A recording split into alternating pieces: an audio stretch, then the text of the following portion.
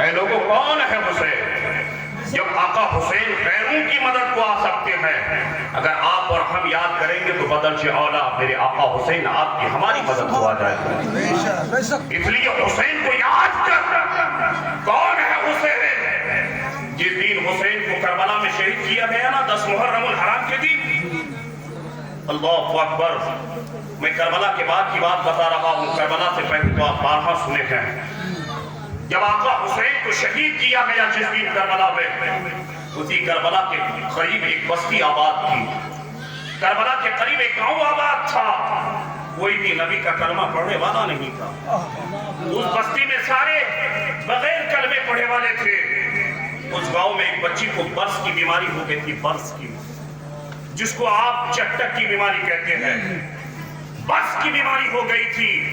سارے گاؤں والے بیٹھ کر یہ مشورہ کیا کہ یہ بچی ہمارے گاؤں میں نہیں رہے گی، اس کو گاؤں سے باہر نکال دیا جائے گا۔ جب سارے لوگوں کی یہ بات طے ہو گئی، اس بچی کے باپ کو بلایا گیا اور کہا کہ سارے گاؤں والے کا اتفاق یہی ہے کہ تیری بچی گاؤں میں نہیں رہے گی، اس کو کہیں باہر چھوڑا۔ اس بچی کے باپ نے اپنی بیٹی کے ہاتھ کو پکڑا اور گاؤں کے باہر لے کے گیا، ایک درخت کے نیچے لے جا کے بیٹھا دیا، اور اس باپ نے کہا بیٹی اب یہاں رہ، میں جا رہا۔ جب ایک چھوٹی سی بچی کو باپ چھوڑ کر گھر چلا جاتا ہے، جب شام ہونے کو ہے تو اس بچی کو کتنا ڈر لگا ہوگا۔ وہ بچی رونے لگی کہ کوئی نہیں ہے، اس جنگل میں میں اکیلے کیسے رہوں گی۔ اللہ اکبر، وہ بچی یہ کہہ کر رو رہی تھی۔ ایک پرندے کو اس بچی پہ بڑا افسوس آیا، وہ پرندہ اس بچی کے رونے کو دیکھ کر وہاں سے اڑتا ہے، کربلا کی سرزمین پہ آتا ہے،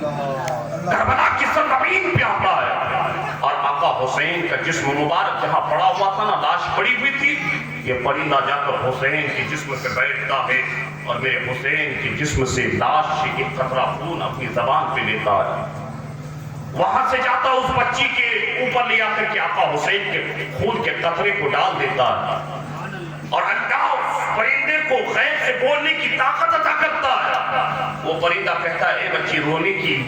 ضرورت نہیں ہے، گھبرا مت، میں نے جو تیرے جسم پہ خون کا قطرہ گرایا ہے نا، یہ کسی اور کا خون کا قطرہ نہیں، بلکہ نبی کے نواز حسین کے خون کا قطرہ ہے۔ اے بچی اس خون کو اپنے جسم پہ بن لو۔ اللہ اکبر، اس بچی نے جیسے میرے حسین کے خون کے قطرے کو اپنے جسم پہ ملا ہے، اللہ تعالیٰ نے فوراً اس بچی کو بیماری سے شفا یاب کر دیا ہے، بیماری ختم ہو گئی۔ وہ بچی وہاں سے پلٹی دوڑی دوڑی اپنی بستی میں پہنچتی ہے، گاؤں والے کی نگاہ پڑی نا تو لوگ تعجب کرنے لگے، اے بچی ابھی تو تھوڑی دیر پہلے تو گئی تھی، تو بیمار بن کے گئی، لیکن وہ آئی تو اب بیماری نظر نہیں آ رہی ہے، تو گئی تھی بیمار بن کے، اب وہ شفا یاب ہو کے کہاں سے آئی ہے۔ وہ بچی بولتی ہے سنو سنو، آج کربلا کی سرزمین پر عمرو بن سعد نے حسین کو شہید کر دیا ہے، اسی حسین کے جسم کے خون کے قطرے کو ایک پرندہ نے میرے اوپر لا کے گرایا تھا، میں نے حسین کے خون کے قطرے کو اپنے جسم پہ ملا، تو حسین کا خون جسم پر ملتے ہی اللہ نے مجھے بیماری سے شفا یاب کر دیا ہے۔ اس گاؤں میں سارے تھے لیکن کوئی نبی کا کلمہ نہیں پڑا ہوا تھا،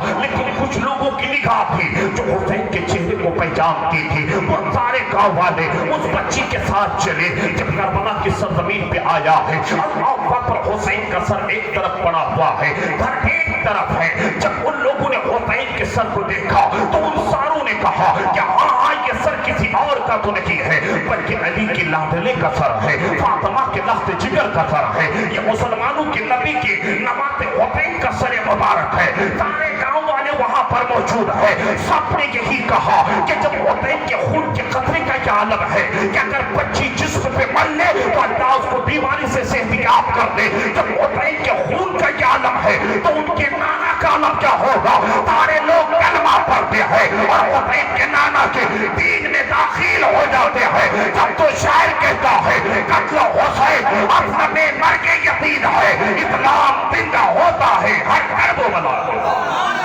حسین تم کو زمانہ سلام کرتا ہے، تمہارے سجدے کو کعبہ سلام کرتا ہے، خدا کی راہ میں سر کو کٹا دیا تم نے، نبی کے دین پر گھر کو لٹا دیا تم نے، علی کو فاطمہ شب پر سلام کہتے ہیں، خدا گواہ ہے نانا سلام کہتے ہیں، افضل ہے کل جہاں سے گھرانہ حسین کا، نبیوں کا تاجدار ہے نانا حسین کا، ایک پل کی تھی حکومت بس یزید کی صدیاں حسین کی ہے، زمانہ حسین کا۔ السلام علیکم ورحمۃ اللہ۔